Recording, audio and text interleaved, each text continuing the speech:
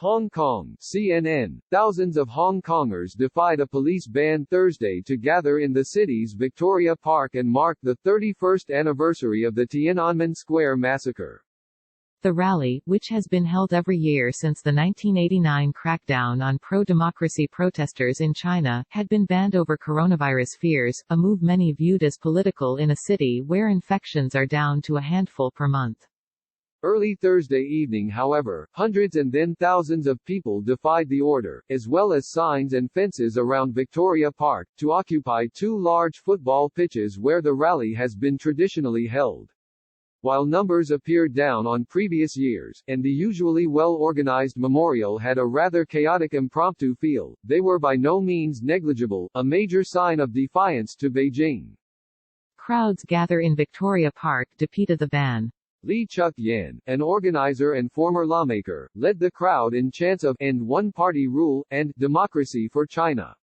Others chanted slogans from last year's anti-government protests, including "Fight for Freedom," "Stand with Hong Kong," and a more recent refrain, "Hong Kong Independence, the only way out." Those slogans could be illegal in the near future, as Beijing moves to impose a draconian national security law banning sedition, secession and separatism. Similar laws have been used to crack down on dissidents and pro-democracy activists in China.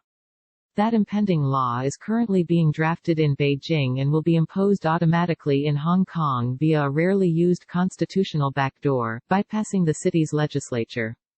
The law hung over this year's Tiananmen Memorial even before the event was officially banned, as both opposition and pro-government figures have predicted similar rallies could be illegal in future. Hong Kong has long been the only place on Chinese soil where a mass commemoration of the June 4 crackdown is held. This fact has been a litmus test of sorts for the city's autonomy from China, which has shrunk considerably in recent years, culminating in the national security law, which Beijing has said is necessary to prevent the type of violent unrest seen last year. A man holds a candle at Thursday's vigil. That unrest had been resuming as Hong Kong came out of the coronavirus crisis, and social distancing regulations relaxed.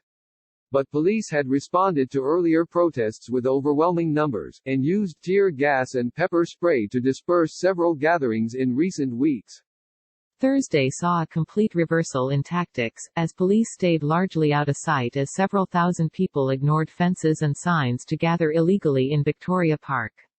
It was a striking contrast, perhaps a deliberate one, with protests in the U.S., which Hong Kong leader Carrie Lam on Tuesday pointed at to accuse critics of hers in Washington of double standards.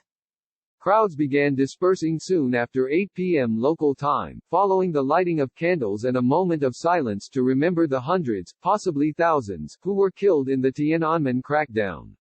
At its peak, the crowd spilled across two football pitches, and while there were considerably more gaps than in previous years, it was a major display of defiance in a city that has seemed somewhat shell-shocked in recent weeks by news of the national security law.